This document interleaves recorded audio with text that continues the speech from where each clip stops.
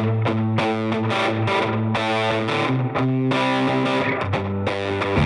listening to the Cantina Cast,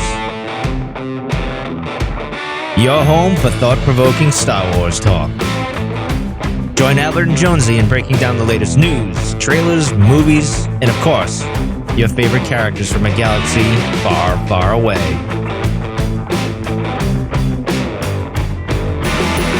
Hello, everyone. Welcome to the Cantina Cast. My name is Albert Padilla, and this is episode 476, our breakdown of the fourth episode of the Bad Batch Season 2, entitled Faster. It was a episode that conjured up the memories of, I don't know, a little movie called The Phantom Menace and maybe a little video game called Star Wars Racer, for anybody that remembers that game. I think we have a lot to talk about in this as well. There were some good moments and some good character development moments. But speaking of good character, Jonesy's with us tonight. Jonesy, welcome to the show. How are you doing tonight? Albert Scaleback. Did you like the last thing we got? That was probably one of the more interesting things that we got in this episode. You just said it was super interesting, and then you said the most interesting was her last name that was very descriptive of her species. Well, yes. Yes, that's very true. It can be all things, though. How are you? I'm doing well, man. How are you tonight? I'm good. This episode it felt like it was over. Maybe that was the whole reason it was called Faster, but it seemed like it was over like at 18 minutes or whatever. If you look at the runtime total, it was only like, I don't know, 18, 19 minutes. So right. Pretty short episode, but it was actually kind of enjoyable though. I mean, it wasn't anything super deep, but there were a few moments in here. I'm hoping, I'm not ready to call it filler quite yet, but I'm hoping that we get payoffs a little bit later on, and we'll talk a little bit about that tonight. So, but I thought it was enjoyable though. Yeah. Now, we'll get into all that here in a little bit. But before we do have a little bit of news because, so as you guys know, I'm still coming off the high that we had for Monday night when we did the live stream shortly after the release of the season 3 full-length trailer. I guess a minute and 30 seconds. But that was released Monday night. We did a live stream on that. Had a crap ton of people that came out for the live stream and recording. So thanks to everyone who did that on Monday night. But we did not get a chance to talk about the key art that was released, and you used some of it, I guess, in the title cards for that episode. But I thought we could pull this up too, because I just want to kind of quickly go over it. Your astute observations pointed out something very early on, and that was the knee rockets that we can see right here. That's right. He's got the rockets on the knees, just like Boba Fett style. So that was a lot of fun to see. This is actually just really cool art. I mean, very action oriented. The cape, or whatever you want to call it, on fire, some holes built into it. Mm-hmm. Grogu in tow there. Just a lot of fun on this key art. Love it a lot. And it made for a great poster too when it was more vertical as well, more in the portrait mode. Yeah, and if I scroll down here, you can kind of see, here's the other. Yeah, this is the actual poster art, yeah. Yeah. They literally just turn him sideways in the lair, yeah. They did, yeah, that's fine. So any thoughts on whether or not this is pulled from a particular scene in season 3? I'm going to go with no, probably not. I think this is probably just fancy poster art, much like a lot of it else, elsewhere it is. But it's still, I mean, it exhibits a lot of just fun and excitement and energy in it, and I think that's exactly what we need. And again, it's setting the tone for the series, for the season. Mm-hmm. It's going to be action packed. It's going to, have a lot of explosions, clearly. But I mean, no, it's going to have a lot of this, just escapism into it, and I think this is really capturing that well. And the conflict that we hear and some of the bylines that we got on the trailer, I think this is really just fitting it all well. And again, it just gets you stoked. That's the whole point of artwork. Yeah, is to just get you visually entranced of what you can expect. And I think this sets the tone really well. I agree. I like the art. It's always good when they release this stuff like this. It gets you excited, gets you thinking. I'd like to see him at some point get the little knee rockets, just because it's been kind of one of these things, this recurring theme, I guess, with this particular series, is that every season, every few episodes, he keeps adding more and more to his collection. Well, the real question is, when is Grogu going to get some knee rockets? Yeah, right. Or a jetpack. That's what we're waiting for, actually. The helmet, I think, is really the big one that we're waiting for. You know what he's not getting, Albert? What's that? A lightsaber. Ooh, too soon to call, my friend. Shots fired. I think he's going to have it. I guarantee you that little kid whips that lightsaber out at some point during season 3. The other thing that happened was they did release the official tagline, which is not a whole lot. It just says, the Mandalorian will cross paths with old allies and make new enemies as he and Grogu continue their journey together. Yeah, so what kind of new enemies do we think he's going to find? I mean, he's got no shortage of them these days, even friends. Right. Even he's got more frenemies than I think anybody we've ever met. So yeah, any ideas of what that actually means, or is it just yeah, just superfluous at this point. Well, the only new enemies I think would be extensions of the Empire in some way, maybe would be one, and then the other would be just these clans, right? Yeah. Maybe enemies at first. That's probably not. It's probably misleading in some way. I mean, he's always going to be. There's always going to be people after him, whether they're bounty hunters or Gotras or who knows, Right. gangsters going after him at this point. One of those probably would kind of fit in there. Let's see what else. Oh, so what do you want to talk about? Another thing too. The directors were announced, and Right. I did not get a chance to go back and look at some of this stuff, but we've got some people returning. So officially now, we've got Rick Fumiyiwa. We know who he is, and he did a few episodes of let's see, last season, season one as well. Right. And then what's the other thing he did? I'm trying to remember. There was something else that he had done, but maybe not. So then we got Rachel Morrison, who was the Black Panther cinematographer, That's Minari exciting. filmmaker Lee Isaac Chung. I want your thoughts on some of these. Mandalorian actor Carl Weathers, which is kind of him returning. Right. Spider-Man Into the Spider-Verse's Peter Ramsey, and returning Mando director Bryce Dallas Howard, who I think probably everybody's really looking forward to because I think she's been able to really put in some killer episodes for us. Yeah, I think Rick and Bryce Dallas Howard, I think, are the two probably superstars here because of the episodes that they've given us have been absolutely stellar, and they've hit and they've really captured exactly what you expect out of Book of Boba Fett or Mandalorian or whatever it is. They've really delivered on those episodes, and so I would expect that to continue. Yeah. And again, just strong showings each one. I'm really interested about Rachel Morrison though with the cinematography of Black Panther, which of course was just magnificent in that regard. And so I'm really curious to see what she brings to the Mandalorian, and to see if we notice the stylistic change when we look at the some of the trailer. I think we get a little bit of a different tone. But it was difficult just to tell if it was tone or if it's truly going to be a very different kind of cinematic difference, right? And what we've seen so far. And I think with Mandalore, I think that's really important to capture. I think this is something that could be really unique and really an identifier that really ingrains this season as something truly unique for the Mandalorian beyond the story, but the visual aspect of it as well. And I'm really excited to see her and to see what she brings to the series as well. Yeah, that's a good point. I think they've done a really good job of bringing the big screen to the small screen with the series in particular, Right. and a lot of it is credited to some of the people that they've had. I mean, they've had the John Favreau's and some of the folks you've already named here. So I think that's going to continue, and I think you're right. I think bringing her somebody like that will give you that, you know, lend itself to really painting that picture of what Mandalore looks like and giving you kind of different shots and then that sort of thing. So I think again, we're presuming that she's going to be doing any of those episodes, but nonetheless, right, something like that is going to be well received for a series like this. What do you think about Peter Ramsey and Lee Isaac Chung? I know the name Lee Isaac Chung, but I can't quite figure it out. I'm not familiar with what Minari is, but I've heard the name. You know much about them? No, I don't. But here's the thing I would say, and we brought this up when Robert Rodriguez was announced for the Book of Boba Fett, and some of the other directors, honestly, for some of the other shows that's been done for Disney Plus or just in Marvel in general. Success at the big screen doesn't always mean success on the smaller screen, and vice versa, right? We've seen a lot of times directors struggle to kind of do something smaller on a smaller scale, smaller budget, whatever it is. I mean, there's all kinds of reasons as to why that is. So it's always interesting to see these new folks in here. But it's really hard if we've never seen them do television before. It's a different format, it's a different medium, so it is a little bit challenging for some folks, and other folks seem to excel at it. So unfortunately, I've not seen anything from Lee Isaac Chung. And Peter Ramsey. Well, I've seen Into the Spider-Verse for sure, which was awesome, but that was animation. For a So lot of folks, Into the Spider-Verse is people's Spider-Man at this that point, is the right? Spider-Man, right? Yeah. Right. And now we're talking about 2D animation, right? Well, technically 2D, 3D, but Yeah. it's a little different even then, right? You're not directing humans and that sort of thing. So Right. it's all good stuff. I mean, they're bringing in some people with some very diverse backgrounds, which could turn out to be kind of really successful. We'll see. So what was really interesting about like Into the Spider-Verse is that there were interesting concepts in there. Like, so as the series, as the show goes on, the frame rate they use for Miles Morales increases over the course of the show. So there were interesting things like that I'm curious if there's any creativity that comes into Mandalorian.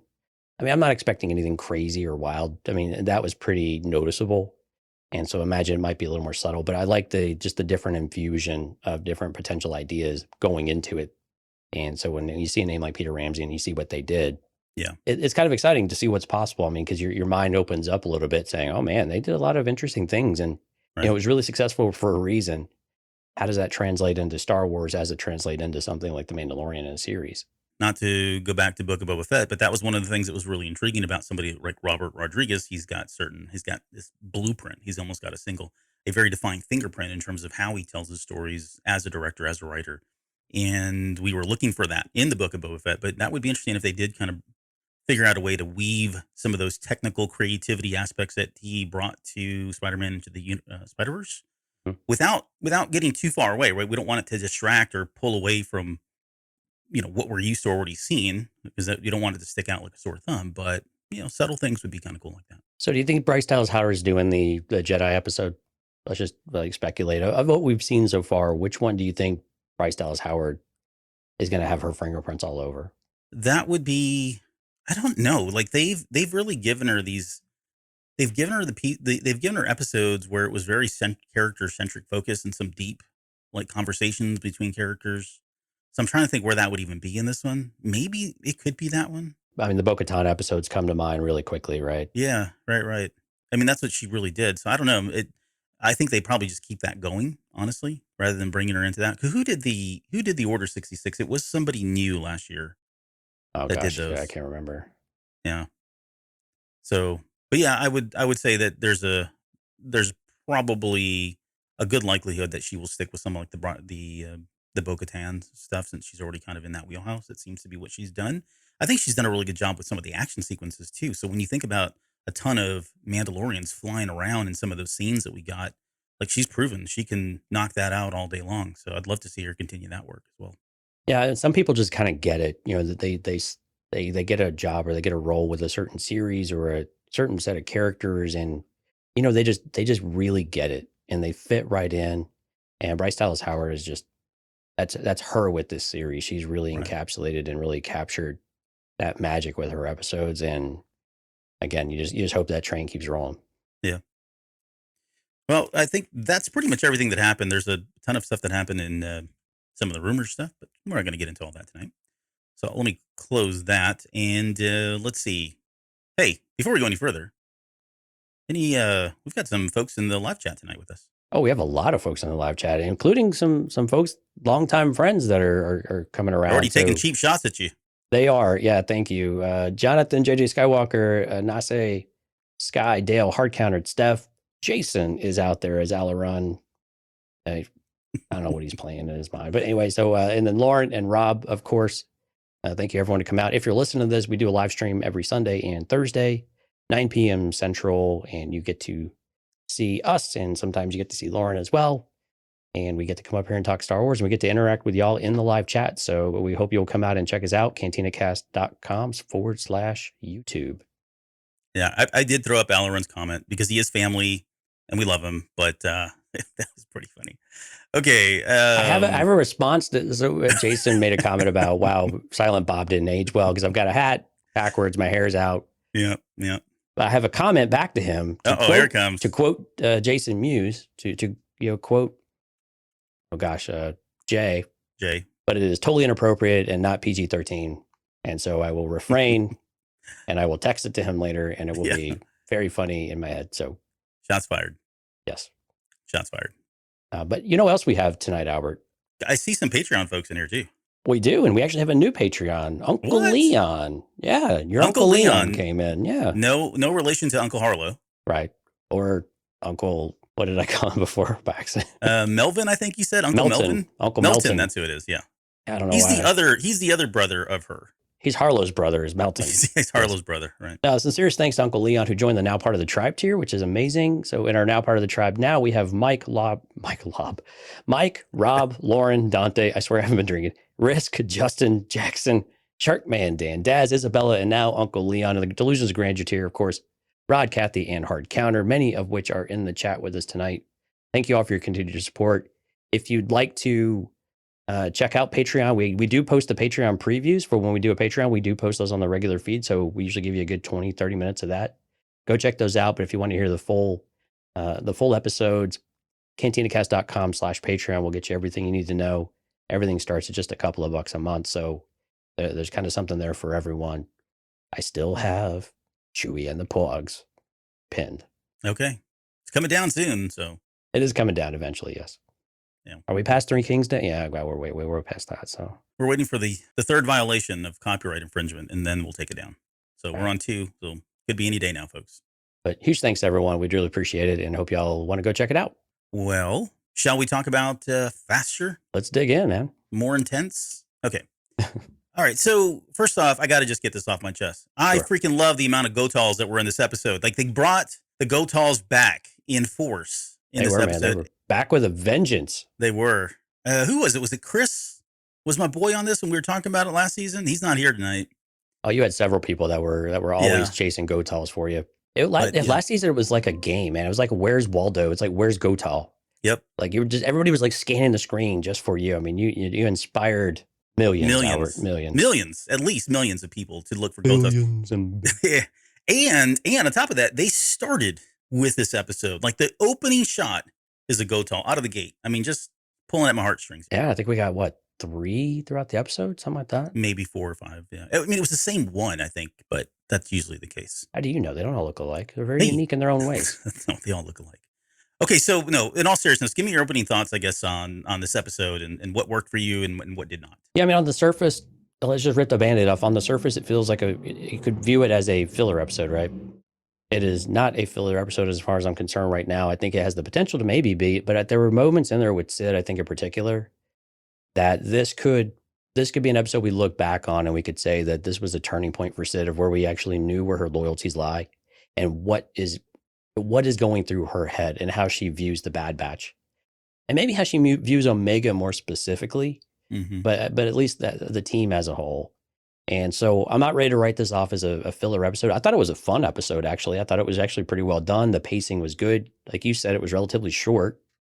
Comparatively, we're usually getting about between 22 and 26 minutes, something like that. Yeah. It's a little bit short, but I think that was okay with this pacing. I thought the voice acting in this was actually incredibly fun with Ben Schwartz, Ernie Hudson making an appearance. I mean, you can't go wrong with those two guys. It's just so much fun to hear those voices. They sound so familiar. And, Teo was just, I mean, I was rolling with Teo. I was laughing pretty much most of this episode. It was really silly of me, but I couldn't help it. But I mean, there was a lot to enjoy. It was just an enjoyable, entertaining episode. Not a lot of depth to it, but just fun. I just enjoyed it. It was just solid. It was just good. Yep. So I have some of the same show notes for myself, but I was just reading off of yours. My bad. Did I have those up there? No, I'm kidding. Oh my gosh, I was like, crap! I didn't mean to do that. I don't know if you know this, but I joke around a little bit. Sometimes. I'm not very funny, but I joke around. Right. Not mutually exclusive at all. Okay, so the voice acting, let me just kind of reinforce that a little bit. So Michelle Ang, I think we just kind of take her for granted right at this point, but I thought she did a really good job voice acting in this one, even though she did have some smaller parts. And you already talked about, I mean, also Rhea Perlman, right? As Sid, I mean, she's 74 years old, and this woman is still doing, I think, a really good job as a voice actor. So God bless her. Hope she keeps on going. And then, Ernie Hudson, who we all know from, he will always be the guy from Ghostbusters, right? Right. More than, and he's got a huge history of movies, and he's done just about everything you can think of. Ben Schwartz as Teo. So Ben Schwartz, if anybody doesn't know, if you've seen the Sonic movies, he's the voice of Sonic the Hedgehog. Right. And he brought a layer of not only just, I mean, the writing was good, right? The writing was, I thought, this was one of the funnier episodes of Star Wars anything I've seen in a while. Like I was actually literally genuinely, sincerely laughing at some of the jokes, and most of it was coming from Ben Schwartz's portrayal of Teo. Right. Not only was it the writing, but he just has a way of doing comedic timing through voice acting. You see it a lot in the Sonic movies if you go watch those. But again, in here, there were some really great moments of just his inflections and when he comes in and the timing of it all just worked so perfectly, professional through and through on that. So I thought, of course, Parks and Recreation, I think, is really where he got his major start as well. Yeah. A breakout, I guess, more than anything. Right. Yeah. So I thought that was really great. It was a good episode, I think, for both Tech and for Sid. I think we learned a lot about kind of their characters in different ways. So I think that was good from a character development perspective. The sound and everything again. I mean, I don't want to keep gushing about it because it sounds like we're just shills, but it was really good again, especially when we get into the tunnels and all of that. It was just Right. some of the best, and maybe we'll talk about it a little bit more. But just killer all the way through. I actually enjoyed like the racing aspects of it. Like if you think about the Phantom Menace, right? I would look at that as more like American streetcar, muscle car racing. And this had more of like this Japanese, streetcar element to it, where it wasn't about the V8s and the V10s and these massive engines, but more about the tech, no pun intended, more about the tech that goes into it, the smaller, nimbler cars, right? Of course, they had weapons and all that. We'll get into that here a little bit, but just the way the elements of the race itself were more, and it even had like that neon Tokyo vibe going on when they were going through the tunnels, and you can see all the lights on the inside. So I did kind of like that different take on racing in Star Wars, because I think it's very quick and very easy to just look at that and go, this is just a rehash of the pod race in. It's so funny because I actually viewed this more like akin to Mario Kart, and that's a positive, by the way. I love Mario Kart, Yep. but it kind of felt like Mario Kart with some of the antics that they could do. They could get away with practically anything, and again, you had the light brights or bright lights, and the different tasks you had to do with getting enough speed to go around, make sure you didn't fall. I mean, it was just insane fun. Yeah.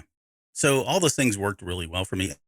I think for me also, generally speaking, the episode again wasn't as deep. Probably, and I want to be clear.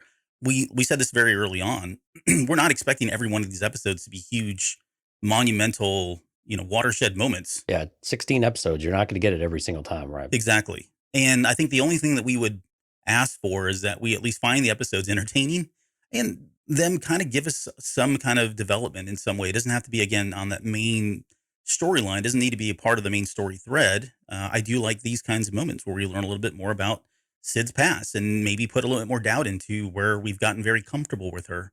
Because I think if you think about it, and not to kind of bleed right into the breakdown, but when we were first introduced to Sid, there was a bit of skepticism, right, from us as well as the Bad Batch, and at one point they were going to leave, right? They were already done with her. They didn't want to be a part of this anymore, Right. and she kind of brought them back in, and it was mostly Omega, who again shines here in this episode in that regard. So I think we got very complacent with Sid, got very comfortable, and we're okay with she's just she's gruff and she's been through a lot, and that's just who her character is. But I think this one did kind of put some doubt. Now there's from a story-wise perspective, perspective, I don't think they would ever do this. Like, I don't see them going back and making Sid like the bad person, right? We're going to get some character development from her, though, in that regard. And this is something even when we did the preview, the final hype show for the series, this is something that we wanted more of. We wanted to see what is it about Sid that where did she come from, and how does she view the Bad Batch? Does she value that relationship at all? It seems like she does at times. But she doesn't. She has this really hard exterior shell that she doesn't want anybody to to crack. Yeah. And so this is the first time or maybe not the first time, but I think this is the clearest example where we had a moment where you actually feel like that shell has got a crack in it. And maybe it's specific to Omega, but just in general, that these guys are willing to step up and help her when they really, aside from getting work from her, they don't owe her any kind of allegiance and loyalty. Yeah. And that's what Melenge kept saying, you be careful with your loyalty because it's not going to be returned. So clearly there's more history there that I think we're going to get. We need to get at this point. They shouldn't tease us like that and not give it to us, which, and to Star Wars credit, I think they've been better about that. They don't leave these hanging threads too much, especially this early on in the season. We'll probably go back to this. Or I almost guarantee we will at this point, but right. But I like that we got that. I mean, again, this is where you take a fun episode and you can tie just a few little threads in between that help you bridge to other content later on. We can slow roll Sid. That's okay. I mean, we've kind of been slow rolling already, but now we can slow roll this every few episodes. We can come back and revisit that there's a little something else, that based on whatever they're doing or whatever she wants them to do. And so I like that we got a smaller crew that enabled some of those opportunities for us to get at least a glimpse of what Sid's past looked like. And maybe what she's interested in the future and how she views the team right now. Okay, so I'm going to ask you a question, and again, because I don't want to come across as a show. I actually want to bring up something that I think is worth discussing, just even briefly. But we talked about there were a number of people that have already seen this series, the first 16 episodes or something like that. Yeah, first 14, I think. 14 episodes, yeah. And the feedback was unanimous, at least from the folks that I followed at seeing them, and that was that this was not going to be a side quest mission of the week type formula that we got for a lot of in season one. Right. We're 4 episodes in, and of the 4, 2 were kind of were connected, so that makes sense. But technically, 3 episodes in so far have all been mission of the week kind of thing still. So we haven't broken away from that. Now I'm not complaining. I think it's still fine. We've still got we're only a quarter of the way through. We still got 12 more episodes left. But do you think there's a point in here where we kind of have to just break away from that, or do you think we ride out this thing and it's just maybe parsed out a little bit for it's spaced out a little bit more between now and these last 12 episodes? I think when I think about the answer to that question, I think it comes back to what is going on within the context of those episodes. Hmm. It's okay to have a mission of the week if it feels like it is progressing. If you have a thread to the entire story or through each episode, that you feel like you are developing the characters as you go along within that context. Right. Not everything has to be Rex and the rebellion, right? Or Cody and the rebellion, or all of that. But you have to see what will make it feel like a mission of the week is when you just have, I go do the mission, I don't really learn anything about any of the characters, and they all end up in the same place more or less that they started. Hmm. And I think you could argue here you have both Sid and maybe Tech to an extent. I think some people have oversold a little bit about what Tech's progression was in this episode. I liked Tech in this episode, by the way, but I don't know that we saw him grow or really, move the needle on his character or anything. But I think we did with Sid, and so Yeah. I think that's what these episodes can still do. They provide the context for you to be able to have that scenario, but how you play those characters out is what matters most. And so while I would love to see deeper episodes as we go through, it's a long season that gets really heavy over a while. And this show is supposed to be about fun at the same time. And I think Yeah. we're still seeing that with Omega, right? We talked about this in episode 1 and episode 2, where, Omega is still, how do you become a kid? The kaleidoscope. How do you still enjoy life, right? And you still see that enthusiasm come up, but we know that is going to be relatively short-lived in this series. So let's enjoy it while we can, right? I mean, these lighter episodes at the beginning of the season are pretty normal for that to be the case. So I think 4 episodes in, we're a quarter of the way through, but let's be patient. I think we're going to see this tide start to turn a little bit as we get into like episode 6 or 7, or maybe this every second or every third episode. We really feel like we've got something else that we can really hang our hat on, really dig into in a little deeper level. But, I'm okay with the mission context giving us the drive and the characters. But as soon as that breaks down, that enjoyment tends to break down with it. Yeah. And I think we're on the same page. Like I would like to see them, they've got to give us something, because otherwise it does feel that way. And that's not really, I mean, don't get me wrong. There are people that would be just fine if this would really just turn into kind of a mission of the week. But for us, for Star Wars fans, like the really hardcore stuff, we're hardcore folks. We really want to see, like you said, this character development. We want to see something building. We want to see progression, story progression, character progression. All these things matter to us, so that when we go into potentially season 3, or they pick this up with another series, or they decide to call back on something, it doesn't feel like these were throwaway episodes, but we're going to soon forget and never really think about going back and watching. Right. Um, the good point, you brought up another good point earlier about that this was kind of this, more than anyone, it was probably Sid's moment in this episode. I did like the tech stuff. Don't get me wrong. But it was, I think where people are conflating tech character progression is with just more insight into tech. Like, who is he? Like, we don't know that. Like, it really did. I don't know that he didn't do anything we wouldn't have expected him to do. Exactly. About that. Right. Exactly. Yeah. This seems all in his wheelhouse. Everything from the way he was analytical about the races, the way he approached everything. His very first line is like, "We're going to need more information than that. Like, we're not just going to go around." And they just ignored him and left him there, which I thought was Right. hilarious. But that's all within character of him. So he didn't progress, but we got to see him kind of shine. We got to see him use the skills that we knew he already had in this episode. And I don't think we've really. I mean, there've been moments, right, in season 1 here and there, but this was really all about him. And so that's very different than I think something like Sid's character progression, or even Omega's. Again, we continue to see that common thread with Omega, and she's always trying to put other people first and getting these guys to basically fall in line and do those types of things. And all this is going to pay off later down the road, right? We know this is going to pay off at some point. It's just very Star Warsy of it to do. I just thought it was so much fun though that Tech did have the moment to shine. He had the spotlight on him, and he did. I mean, he did Tech stuff. I mean, he was him, right? I think I could figure that. I think I could do that. Yep. So I'll do that. You know, we have a need, see a need, fill a need, right? And he's able to do it, and he was very Tech about it. And I think we got to see him be rewarded in a little bit of adulation, which I think Tech probably doesn't get a whole lot of, right? And people calling his name and just getting that recognition that he gets lost in the team sometimes. I think Echo is probably the same way, right?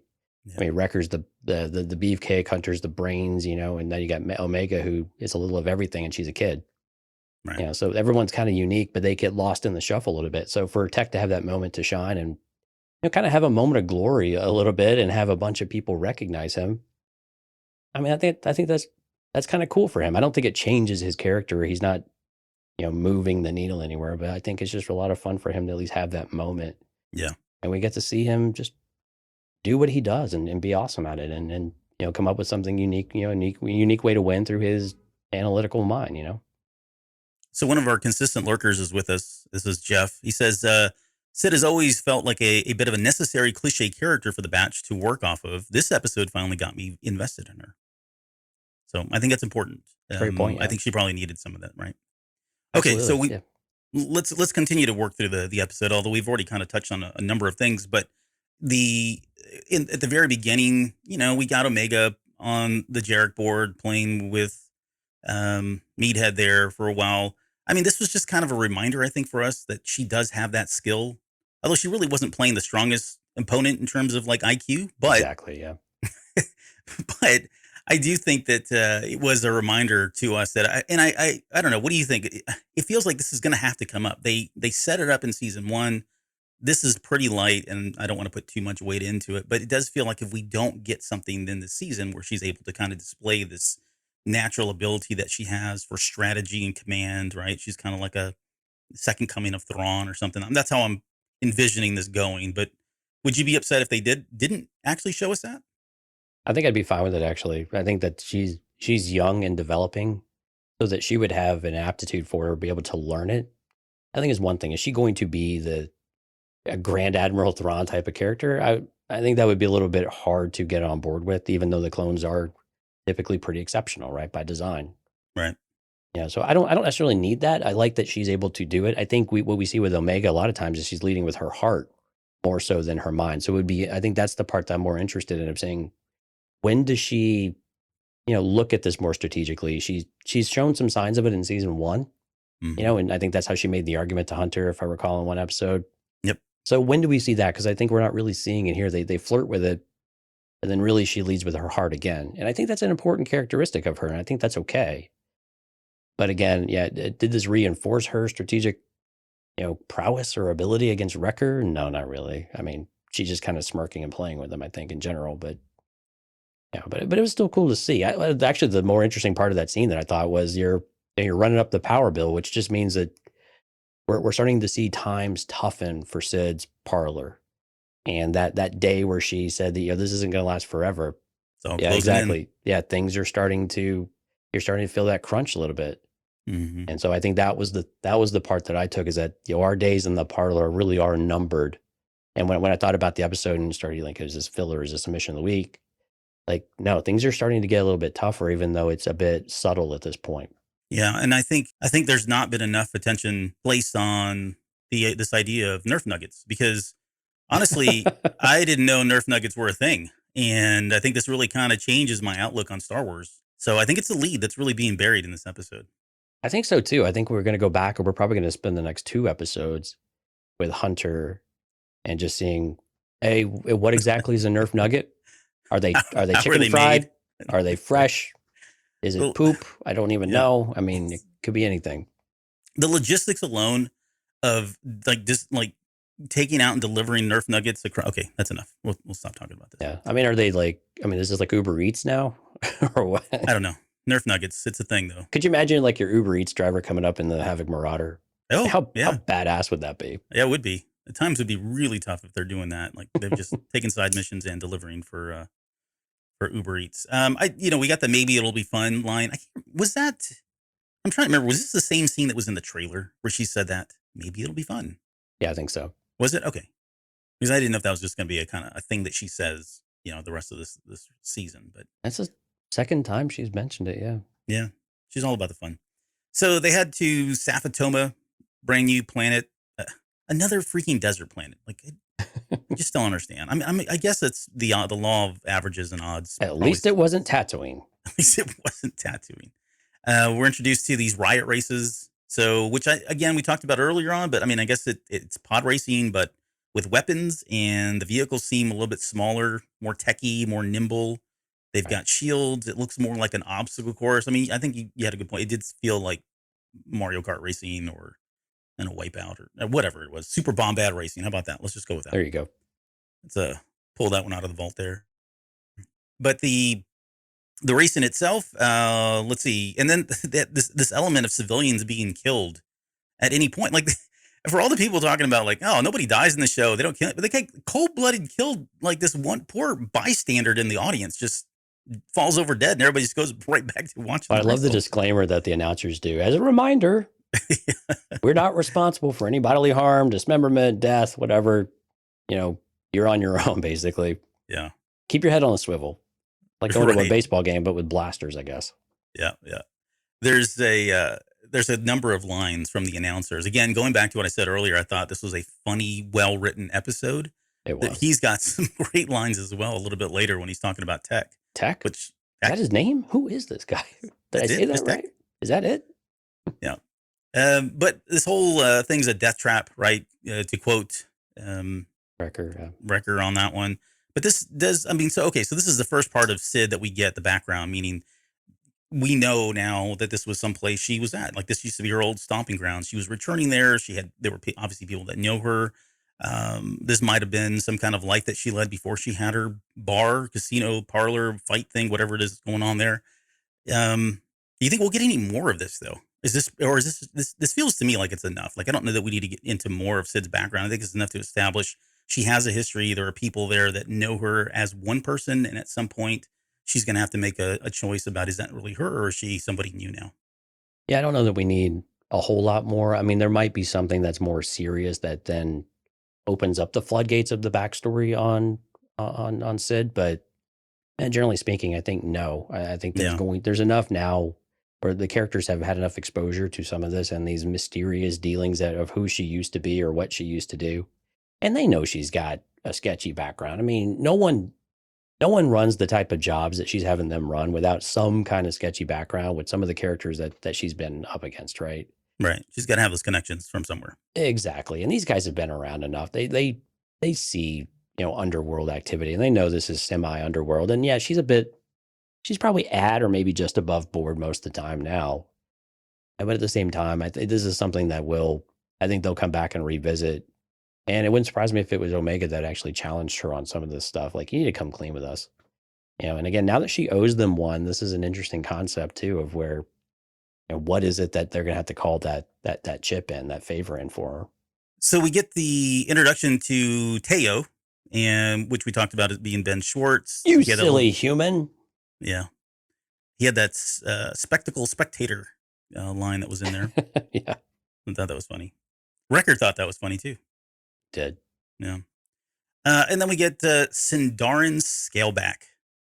Like, it's Star Wars. You never know how they're gonna name these characters, but that was not what I was thinking her name was. I like the first name. Yeah, Sindarin. That's kind of a cool first name, actually. It's cool. I'm gonna make a WoW character named Sindarin before anybody else takes it. And then Ginny was Jenny. They never said his first name, but it was in the credits. Or did they say his first name? I don't remember. I think they did. Genie Malegi. Genie. Okay. They called him Malegi after that. So right. But Ernie Hudson voicing him. So we learned that both of them were hustlers at some point in the past, right? And so what the question I guess was this race personal? I think it became personal.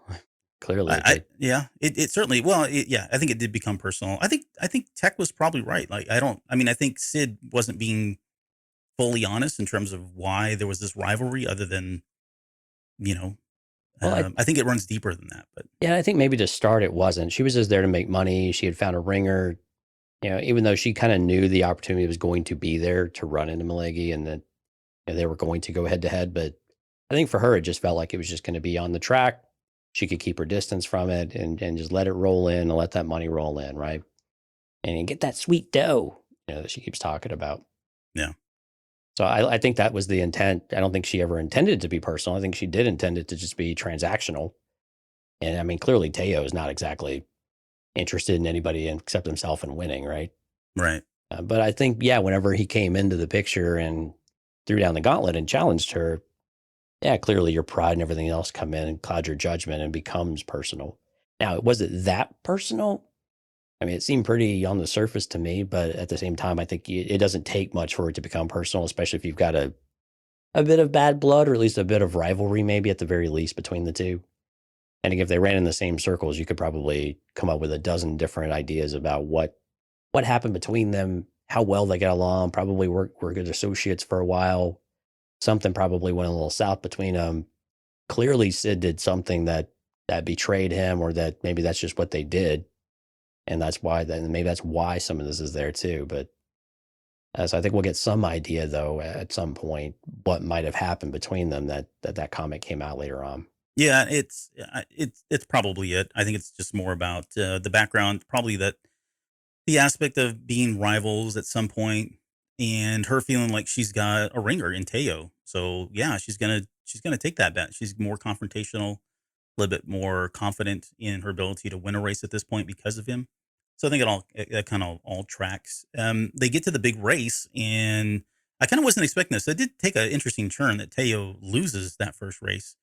So that did give us some more time to spend on the course. Of course, this is also when Tech was assessing the track, and he's kind of watching and trying to understand like the ins and outs and really what would work and what's not. And he kind of had that right idea. Like, this is really more about defense than it is offense, which is essentially how he wins the entire race. Here's the thing that bothered me, though. Here's the thing that bothered me. They showed us the middle tunnel. They showed us the left tunnel, but no one ever took the right tunnel. And now I need to know what's down the right tunnel.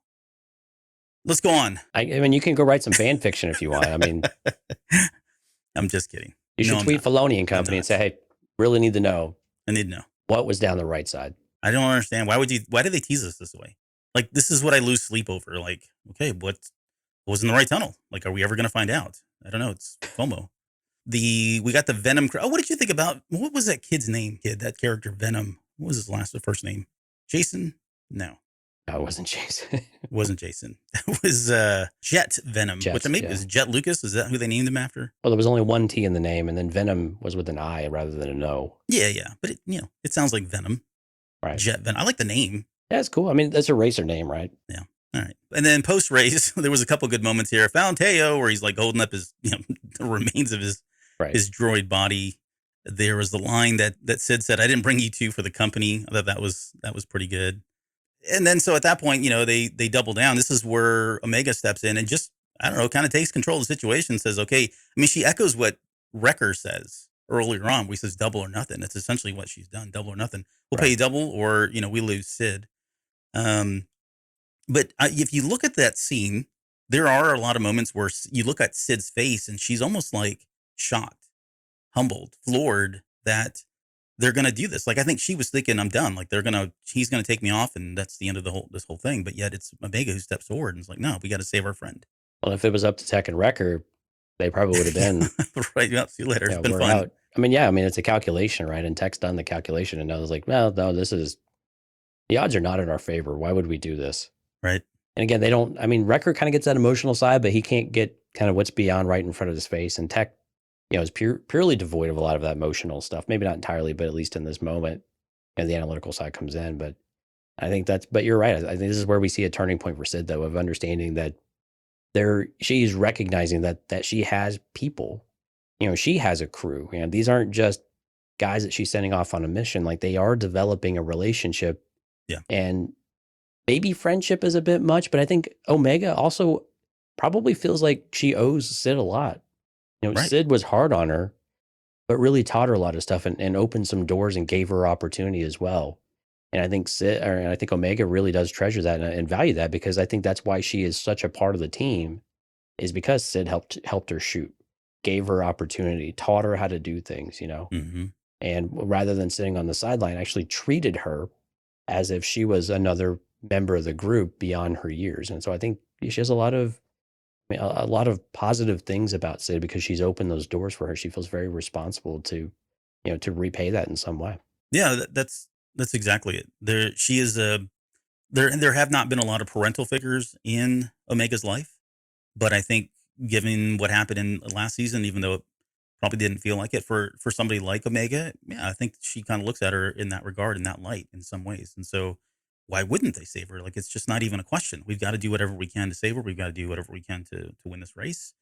So they get signed up. There was the tail line of "I'm ready to where are my arms and legs." It's not so much the listen to the timing that Ben Schwartz does with the line. I think more than anything that makes it that much more funny. Right. Um, there was also a quote in there. I think it was Tech that said, "This is not the first time she's required as her assistance due to her dealings with individuals of questionable integrity. It's a problematic pattern." Yeah. He's referring to Infested, which Right. is the 13th episode of season one, where I forget it was one of the Zabraks or one of the Horn dudes or whatever it was. Um, had a mission or came to them, and she went to them for the first. That was the first time that she actually went to them and said, "Look, I need your help." And they were all questioning, like, why should we kind of do this? Yeah, that was with the crime family, I think, right? Yes, yep. But we also, so in that whole kind of, um, they're talking about the old times, her and Malegi, right? About being hustlers, which we mentioned earlier. He talks about the real Sid. So it does sound like she's got some kind of a dark past. Maybe isn't the same person that she is. She does say, "I might surprise you," and this is where I feel like, okay, so to be clear, I do feel like they did it. They were trying, Deverorian, thank you, Dale. They were trying to, you know, plant seeds of doubt in our minds about where her allegiances, where her loyalty will ultimately lie. I think prior to this, like you said, she probably could still go both ways, even though she's had a working relationship with them. They've been on a number of missions, even together. I think it was probably, she could go either way. I think after this mission, though, I think I believe her. I do feel like she has changed. Now, if they're kind of following the tropes that happen with storytelling, there will come a moment where her loyalty is going to be tested and she's going to have that pivotal moment of like, do I do this or not? And she's going to have to, well, again, if this is a good story being told, she's going to side with the Bad Batch. And because of this, right, she's going to return that favor at some point. But I think they did, it was enough, I think, for us to kind of seed a little bit of doubt in our minds. Yeah, I think she's getting there. And again, I think even at this point, and we've seen this throughout the rest of the season, last season, and even so far into this one, is that I think largely she was operating above board, but she's not above going below the board to get a job done, especially if there's a big payday. And if she doesn't have to ask too many questions and know anything about it, she can just like, look, I just don't ask questions. I just do the job and do it. I mean, granted, that's a slippery slope. Yeah. But so I think there's a part of her that's like, I want to be above board, but I also need money and things are getting tough. And I think that's I'm right there with you. I think that rub is going to happen at some point very soon. And that's going to be the point where she has to make a call, especially if it becomes like when you get Omega and Echo wanting to do something more with the group and with any kind of resources that they have, and maybe with Sid's resources, I think that could be that internal conflict as well within the team where she's got to make a decision that, and maybe she doesn't make the decision that we would prefer her to make to go with the team or to, support what they're doing. And they feel like her loyalty is not with the team in general. And so I Mm-hmm. think there's paths there that you can go in and explore that I think are interesting and they could do a really great job with that and give her that conflict. And of course, eventually we would expect her to make the right decision because this is a show that's probably going to have her make the right decision at some point. I think that it really does help round her character out. And I think we are seeing that turning point now. I think it's important for us to start seeing that doubt and that her own emotions starting to come out, and especially at the end when she kind of lingers. I mean, you almost expected to see her eyes water. I don't know if Trandoshans can cry, but I mean, you kind of expected to see it at some point that, wow, this kid is willing to do this for me. Yeah. What am I willing, and just kind of the internal conflict of what am I willing to do for them? What am I willing to do for her? And there was at this point they go through and they rebuild Teo and they're getting ready for like the second kind of race. And this is where like it was I'm trying to think. Like this is a trope, and I couldn't think of other examples where this has happened. But his death was so unexpected and hilarious at the same time, or I guess his destruction, if you want to call it that, because he's a droid. But he's in the middle of saying, if you want to win out there, offense is the best, and then he just gets hit by one of these runaway pods. And the only one that came to mind was like, I know there are other ones. I just maybe somebody in the chat will remember if you got any. But do you remember? Have you ever seen Pulp Fiction when Marvin dies? Yeah. Yeah, John Travolta turns around with a gun. He's talking to him and Right. doesn't mean to, but just kills him. And it's just like, oh my gosh, it's so shocking that he dies so quickly. And it's almost comedic. It's very dark humor in that regard. This was that moment for Tail. Like he just out of nowhere is gone. So I'm trying to think if there were other examples of where this has happened because I always find it I'm funny sure for there's tons. Yeah. Where you just, whatever reason. but you're right. I mean, it's the comedic timing's got to be there. And I Yeah. think with both the script as well as the voice acting, I think this is just a great opportunity or a great showing of Ben Schwartz. And Yeah. again, it's very much a tribute to him and what he's been able to accomplish with his role. I think this is really cool. He says, "Oh boy, I don't think he's going to be able to race." That's Wrecker.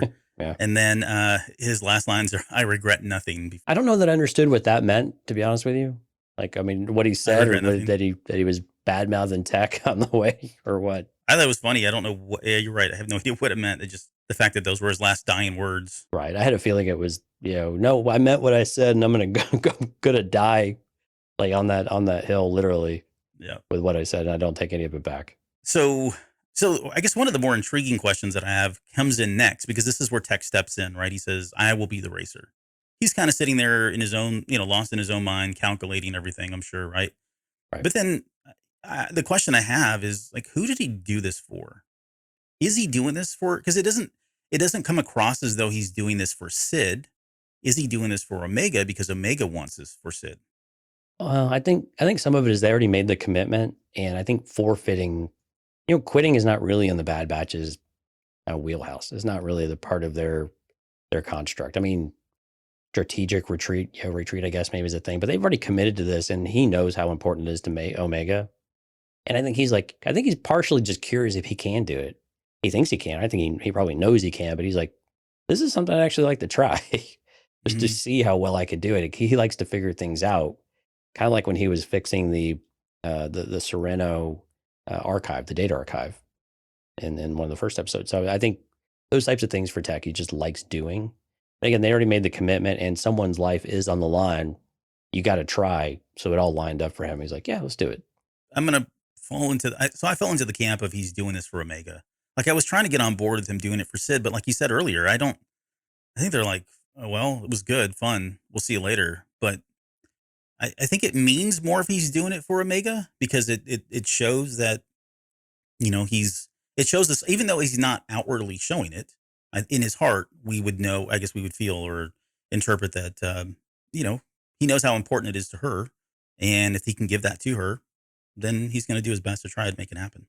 Well, and he's capable of it too, I think. So I think you could probably work all of that in together, and I wouldn't argue with you too hard about it. It's difficult to tell with Tech because he's just so straight-laced about everything and straight-faced It's as hard well. to read him. Yeah, I mean, you just can't tell. But you'd like to think that he probably defaults more to the analytical side than the emotional side of things. So yeah. But again, that there might be just some little piece up there, though, is an interesting idea, and I guess we'll see as the season goes on if that has a spark there that we get to actually have a little more light shown on it. There's we get to the beginning of the second, third race, I guess at this point. They got some pretty cool names in here. The Mad Bomber. Let's see, we got Steel Claw, Vicious, the War Gnome. Really get that one. Quick Draw, the Trickster, Hyper Rod, which I thought was my favorite. Right. And then Tech, finally Tech. Anything else in this guy? No. Guess he's a late arrival. Is that his name? Tech? Just Tech? And the crowd's like dead quiet, which is, again, really good stuff when that happened. I just love the droid, the gunslinger. He's just doing the actual gunslinger motions. Right. I just got cracked up. I was like, this is great. Nothing like a protocol droid acting out. There was 2 protocol droids in there. And they were all droids except well, no, that's not true. There were like 4 sentients, I guess, with Tech. Yeah. But yeah, there were a lot of droids though. Yeah, but yeah, there were 2, a lot of droids. Yeah, 2 3PO style droids. Yeah. Mm-hmm. And so this is where we get into the race, and of course, all of his technical abilities and aspects really play out here, right? He starts to There was another line that I wrote down here. It says, "You got to be in the front to win." Wrecker's telling him, and he says, Yeah, "I know what I'm doing. It's called strategy." And then he responds back, "No, it's called called losing," losing. which I thought was really good. At one point, he drops all his weapons to kind of make him light, nimbler, more maneuverable. Again, more unorthodox, but more calculated risk that he's taking, knowing what he knows because who he is. Then he takes a shorter tunnel on the left hand side, but again, I really wish I understood what was on the right side there. And of course, he wins the race. The announcer, Tech, right? Tech wins. He like still questioning whether or not that's this dude's name.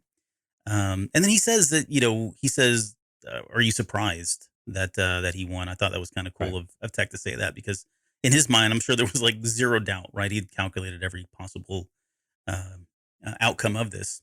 It was cool watching him actually wave to the crowd, and Yeah, you even right. had a little smirk. He actually He somewhat did. smiled. Yeah. It was out of character for him to actually feel. You could actually say, "Wow, this actually feels kind of good." Hmm. I have a well, okay. No, I want to save that. I have a question for.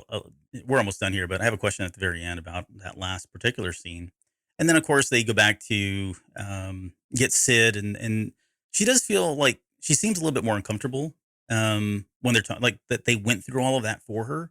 Like she seems uneasy about it all, and again, it could just be She doesn't why like owing me. people at all. Yeah, or exactly. Now she feels indebted to them in some way, right? She's going to have to return this favor, maybe not. Um, or she feels vulnerable, like she's not used to opening herself up and letting people kind of save her. And And you could see it real quick too. She shuts it right down, like, "Don't worry, I'm good for it." And yep, shoves past Tech. But yeah, you could definitely tell she was appreciative though. That was some yeah, great flying goggles or racing, whatever she was. But yeah, it's really, I mean, it was good to see that emotion out of her. And like, I think that self doubt a little bit or that uncomfortableness, I think for Sid is important to see because we don't really get to see her or any kind of vulnerability very often or really ever. And so it was really good, especially with this character in Malegi that clearly something about that scenario just feels weird. yeah. And so having her actually respond to that and Tech was very matter of fact though. "I guess I owe you." "Yes, you do." Hmm. It was just okay. And he's one that won't forget and will cash in at some point too. Right. But yeah, the last line of that loyalty is admirable, but with Sid, it doesn't always go both ways. Watch your backs. So yeah, I mean, watch your backs would. I mean, I would presume at some point, again, she may be faced with a decision about giving up the Bad Batch or not. Whether it's the risk of losing her own life, I guess in the extreme, or it could be losing the parlor or the bar, whatever she's got. Right, somebody's coming to her. She's going to have to make a decision about which one, and I think she'll side with the Bad Batch, like I said earlier. But I think that we're going to see that here at some point. That's the personal conflict that's makes the shows worth watching. Yeah. So the question I have though about the race. So I don't know to what scale this race is being televised or holographic wise. I don't know what that is. I want that word. But Is it on the HoloNet? Can everybody is it on see the it? HoloNet? Who might see it? Who might see this? Because I mean, Right. they're all screaming his name, Tech. I mean, he's got a very distinct look. He didn't change his look from season one that much. No, they don't really mask who they are very well, do they? No, they still don't. There's no concept of undercover. Well, that we joked about in season one. Like, guys, you're supposed to be undercover. You're wearing everything you had. You've even got that dang tattoo on your face. Put a mask on or something. But they're not. So they're out in the open now, right? I mean, I'm just thinking if there's a way to kind of start the path for somebody like Rampart to kind of follow them or catch up with them. This may be a way. This could be it, right? Seeing him on the news, or somebody gets wind of it, or I don't know, somebody on a Star Destroyer was watching television one night, then runs it up the chain, and they've got a lead that goes back to that planet, right? And then from there they can backtrack, and maybe they go to Malegi, and he's the one that turns them over and says, "Oh yeah, there was Sid, and you can find her on Ord Mantell," and there you go. The Empire's showing up at the door at that point. It's always very possible that there's somebody, some sympathizer in this crowd. But again, sometimes the Empire doesn't really care about these backwater worlds and what they're doing necessarily, unless there's a resource to exploit or something along those lines. Hmm. And we don't know if this planet has any kind of importance to it, or if it's just a canto Travel. bite of racing or something like that. So it'd be interesting, though. I mean, I agree with you, though. This is an opportunity that if the showrunners want to go this route, they very much could say that this is how we get a lead on them and where they're actually hiding out, and start to progress that storyline here in the next couple of episodes. That we're onto them and we've got this lead, and start to feel that impending doom coming, and start to force their hand to what they need to do and what next steps look like. And of course, this whole arc with Sid, making her Mhm. make a decision sooner than maybe she thinks that she's ready to make it, or sooner than she expects to. So where do you think this goes from here? Like the next episode is called Entombed. Do you want to venture any guesses into, are these connected in any way? This does feel like it's kind of a standalone with the the natural threads that we've talked about that'll probably play out a little bit later. But I'm actually not really sure what entombed might mean. I mean, I don't know if this is something that we're going to go back to. Are we going to flip flop? Are we going to go back to a Crosshair, or maybe even back to a Cody? Or is this something where we've got another mission and it's just something with, or is it just another mission, that type of thing? mhm. So I'm actually not really sure. I think this is probably the first time we've got something where we're not really entirely have a good lead on where we think we're headed next, because it could really mean a bunch of different things. Do you have an idea? So the word itself would, I mean, it means tomb, like somebody that's been buried or a Right. tomb somewhere, right? So what was really playing with my mind, and I don't know that I came to any good solid conclusions, is what who would they be looking for? Like what kind of a tomb, and why would they be going to a tomb? They've talked about the series kind of this season, I should say, more than season one, was really leaning into borrowing from a lot of different other genres. This was kind of a callback to the Phantom Menace. The first two episodes, we talked about all the Indiana Jones, Raiders of the Lost Ark kind of references that were there. Maybe they go back to something similar again here with Entombed, and it's kind of an archeological type thing. They're going to some This could be the burial or monster. This could be the monster episode too, right? very true. Could be we haven't had a monster of the week yet, which we know we're probably going to have, but We know we have something, right? Because you get the big beast, true. and so maybe this Yeah. is much like you said, archaeology. They uncover something, they wake it, and it's now loose. So maybe this is the episode that we're getting there. So, but yeah, it does feel like, and then after that, it's Tribe. So this could be another standalone. I hate to call it that, but maybe not necessarily carrying the weight of the main kind of arc and story through that's going on. Right. And Tribe, I mean, you get to episode 6, right? And you start to feel like, okay, we're getting to the midway point. We're going to have a little miniature arc here to get us to Mhm. that halfway point, and kind of that mid season. We won't have a mid season finale. I don't think we really did last season, did we? Trying to remember what it was, but you don't necessarily need one, but you have something that leads up to this fulcrum point, for lack of better Right. words. Just this transitional moment to get you into that the back half of the series. So that again, yeah. So this one might be very much another standalone, but Yep. what to see what comes of it, and who's involved with it. Yeah, so I guess to kind of wrap up, a very funny episode, very fun episode. Technically speaking, again, they were just Yeah. killing it on all levels there. I didn't And really we notice got music though this episode as much. no, that's a good point. We usually talk about that. The only time it really stood out for me was when the race was happening. It Yeah. did get more into like this techno kind of sound. And I hate to bring up Wipeout if anybody's ever played that game. It was on the PlayStation originally, and kind of they had a lot of iterations since then. But it did kind of call back to something like that, which I think made sense. Again, it Kevin Kiner did the music for this one too, and I can't praise him enough because he does have a way to work outside the proverbial box of what we know and feel to be Star Wars music, but yet still kind of be connected to it, right? I didn't feel lost in this, or I felt displaced in any way. I meant to go back and listen because in Phantom Menace, you made the connection of the parallels there.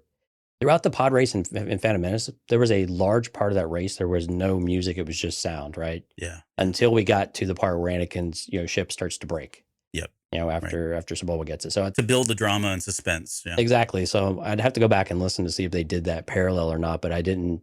I didn't even think about it actually when I was listening to it. But I just noticed that the music was very subdued. But there was and maybe it was because the dialogue was so engaging in this one, and it was so funny and it was so entertaining that it was a not even a secondary thought. It was just it was in the background, and it probably worked well enough, but it was not something that really was front and center. And I think for an episode like this, you don't really need that as much because I think that enhances it. But really, everything is in the moment, right? Everything is in the sounds around you, the sounds of the racers, the different the comms and the beeps and everything else going on. I think those are the things you want to notice, not necessarily music. The music will just kind of, it gives you like the encapsulation of the moment, but it's not the moment itself. Yeah, and that's exactly how I would phrase it the same way based on what I heard. There was only one moment, and I forget, it escapes me right now, but there was one moment where something dramatic happened and the music either got louder or it was just a timing thing, but it definitely kind of went front and center. But that was fine because it worked. That was the whole point of it. But otherwise, it was there, it was in the background, it was ambient, it was setting the mood, if you will, but not in our face like we've seen with some of the other stuff. Right. So it was me. I said it's obviously subdued. Nice. Is that like just not the perfect name to come in with that? So, okay. Well, we're going to end the episode there. I want to thanks to everybody that came out. Another huge crowd tonight to kind of break down this 4th episode. And we'll be back in a few days to talk about Patreon. And speaking of Patreon, we had some, speaking of people did you get everybody's name? Because at one point there were some people popping in and you were talking. I'm on it, man. All right. I don't want to tell you how to do your job. So, well, if I missed anybody, my sincerest apologies, but I've actually been really good about not missing people, I think, lately. Right. Jonathan, JJ Skywalker, Nase, Rapos, Sky, Dale, Hard Counter, Steph, Jason, Lauren, Rob, Jeff, Jorge, obviously Subdued. Everyone, thank you so much for coming out. Again, if you're listening to this, cantinacast.com/YouTube. We would love it if you'd subscribe to the channel, hit the notification so you can come join us, participate in the chat. It's a lot of fun. We get a lot of great comments. We feature them on the screen as well. So we'd love for y'all to come out and interact with our crew. It's really cool every time we log on, seeing people say hi to one another. The typical crew's there. It's really becoming more of a community of sorts, and seeing that engagement's always really exciting for us. And it's something we love to feature on the screen. And again, it's kind of funny moments. We apologize if they come across as a bit insider or on live stream only type of thing. Not our intent, but it is a lot of fun for us. It keeps things fresh. So we'd love for you to come out and check it out. cantinacast.com/YouTube. All right. And speaking of Jason, so Alarun is our buddy Jason, Smoking and Drinking in Space. Actually, they were kind enough to invite me onto Smoking and Drinking in Space this past weekend. And that episode will come out eventually whenever Jason decides to edit it. But we were talking about Total Recall, the 1990s Arnold Schwarzenegger version of Total Recall. So it was a lot of fun. So huge thanks to them. So when it comes out, or don't even wait for it to come out, go check out Jason and Rob on Smoking and Drinking in Space. They're great friends of ours, and we love them to death. So yeah, go support their shows. They're a lot of fun. They also do another one called Smoking and Drinking in Capes. Space, focus on sci-fi shows and movies, and they break them down and stuff. And then they do Capes that are more superhero oriented as well. So go give those a listen. Great guys. I think you'll enjoy it. Smoking and Drinking Space is a great show, just slightly better than their podcast logo, but otherwise, yeah, they're pretty good. Okay. I heard they paid a fortune for that logo. They paid nothing for that logo. I can tell you firsthand. All right. With that, we'll see you guys here in just a few days for the Patreon episode, and next week we'll come back with even more Bad Bat to talk about.